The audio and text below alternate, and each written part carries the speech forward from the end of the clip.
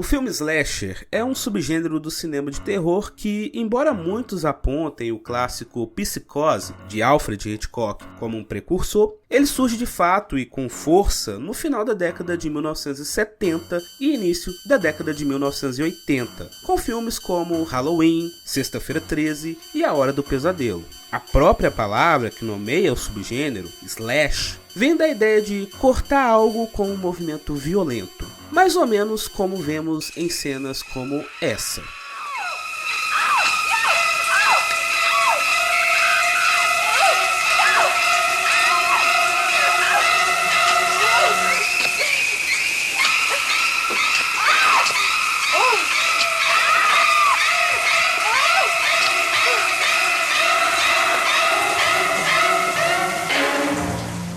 Muitos autores, e agora quero entrar numa pegada mais acadêmica, definem os filmes de horror produzidos a partir dos anos 70 como pós-modernos por sua estrutura e sua mudança de modelo em relação aos filmes de horror clássico.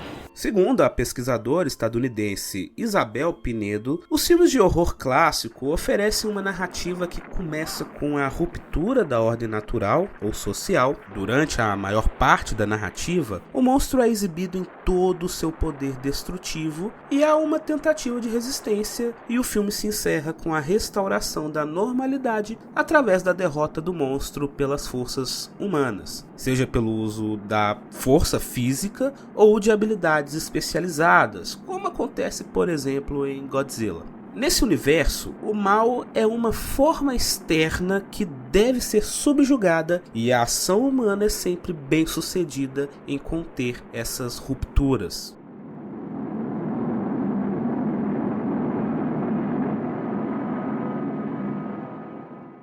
O pós-modernismo é marcado pela rejeição da ideia de que o mundo ou a sociedade podem ser explicados por estruturas fixas e universais, como as ciências, as filosofias iluministas ou grandes narrativas da história. Essa rejeição cria uma sensação de instabilidade, pois as explicações tradicionais que ofereciam segurança e ordem, seja em termos sociais, políticos ou culturais, entram em colapso. Na pós-modernidade, as certezas são substituídas pela multiplicidade e pela fluidez. Portanto, os filmes pós-modernos representam um mundo onde espectadores e personagens são incapazes de distinguir entre bem e mal, realidade e ilusão, normal e anormal. Pinedo também argumenta que a violência retratada em filmes de horror pós-modernos está intrinsecamente ligada à falha da atuação humana. As narrativas geralmente não oferecem um fechamento satisfatório, deixando os espectadores em um estado de incerteza ou desconforto. A violência desses filmes tende a ser gráfica, reforçando a fragilidade dos corpos e destacando a impossibilidade de qualquer retorno à ordem. Diferente dos filmes clássicos onde o mal é derrotado, os slashers frequentemente terminam com um sentimento de incerteza, com o monstro muitas vezes sobrevivendo ou com uma sugestão de que o terror pode recomeçar a qualquer momento.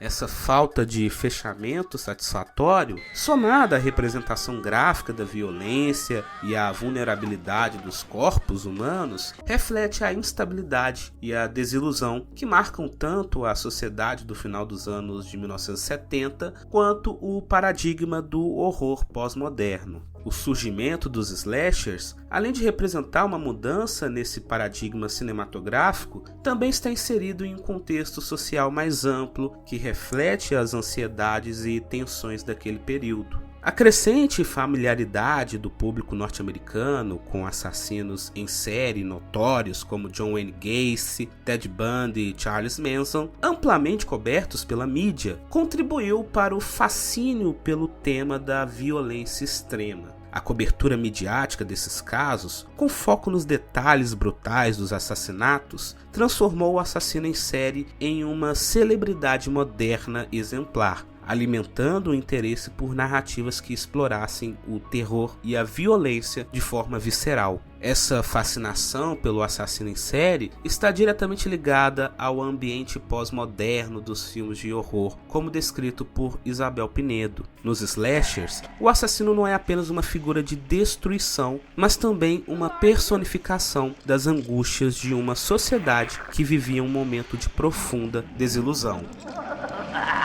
Assim, o Massacre da Serra Elétrica é sem dúvida uma peça central para entender o surgimento do subgênero slasher e a transição do horror clássico para o pós-moderno.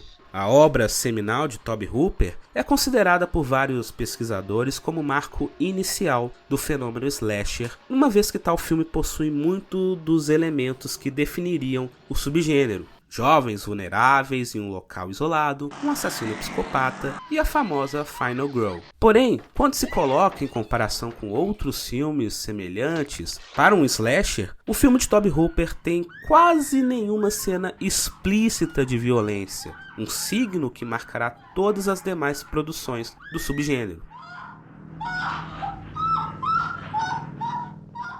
O grande mecanismo de criação de tensão no filme de Hooper é o excelente trabalho de edição de som e sua fotografia crua.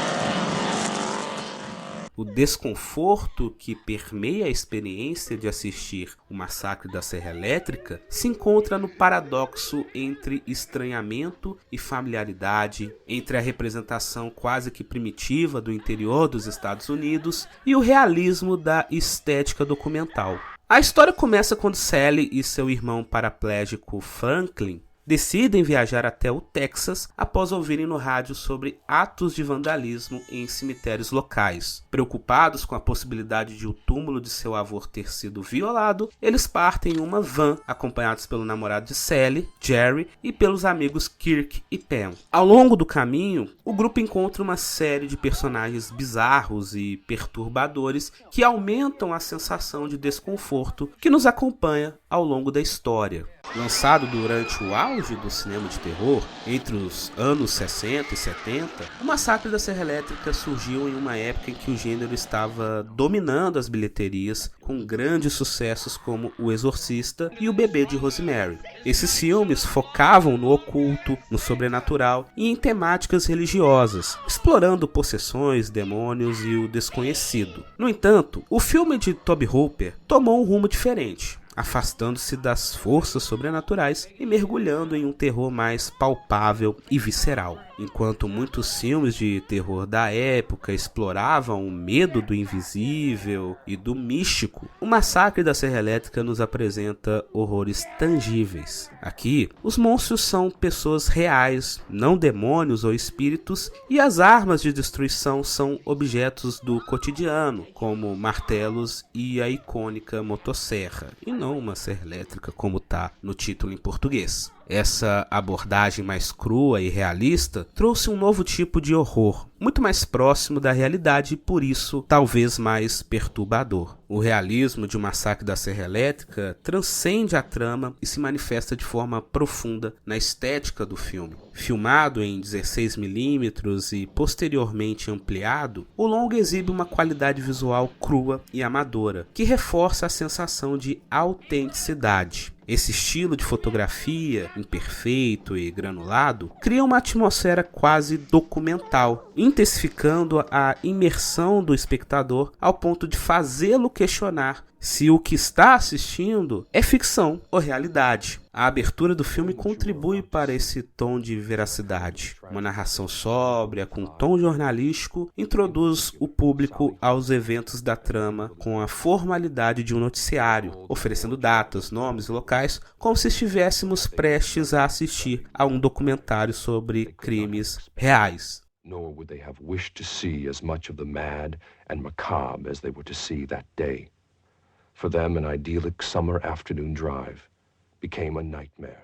Essa escolha não foi casual. O filme é, de fato, vagamente inspirado nos crimes de Ed Gein, um famoso serial killer cujos atos de canibalismo e profanação de cadáveres chocaram os Estados Unidos nos anos de 1950. Embora o enredo se distancie significativamente da história real, a presença dessa inspiração adiciona um nível extra de inquietação ao filme, misturando realidade e ficção de maneira perturbadora. Outro aspecto crucial a ser lembrado é o contexto de produção de O Massacre da Serra Elétrica. Sendo uma produção independente, o filme foi realizado com um orçamento extremamente limitado, o que influenciou diretamente nas escolhas estéticas e narrativas. A falta de recursos para grandes efeitos visuais e maquiagem extravagante fez com que a equipe optasse por um estilo mais realista e intimista, focado no terror psicológico e na atmosfera claustrofóbica.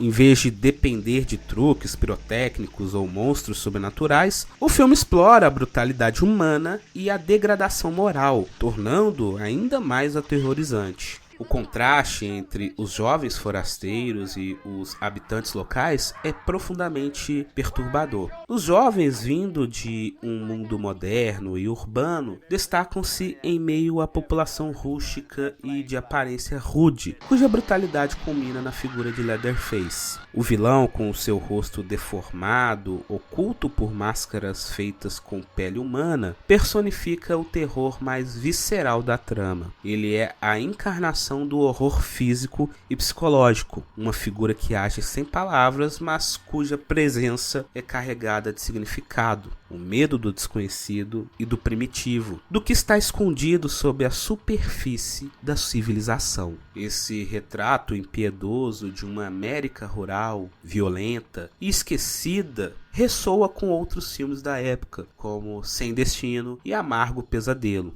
Essas produções exploram o desencanto da juventude americana após o colapso do movimento hippie e o fim do sonho de uma sociedade utópica. As esperanças de paz, amor e uma nova ordem social foram esfaceladas pela realidade brutal de uma América dividida, retrógrada e violenta. O cinema refletia esse momento com histórias que expunham o lado sombrio do país, longe do glamour das cidades e da promessa do American Dream, revelando uma nação marcada pelo conservadorismo, pelo isolamento e pela crueldade. Aqui podemos traçar um paralelo entre o Massacre da Serra Elétrica e a Guerra do Vietnã. Assim como os jovens americanos que foram à guerra, os protagonistas do filme chegam a um território desconhecido, vindos de um mundo mais moderno e desenvolvido. Eles subestimam os habitantes locais e de repente se veem sendo eliminados um a um por essas pessoas quase primitivas, que usam armas simples e brutais. A motosserra, assim como a metralhadora na guerra, torna-se o símbolo de destruição.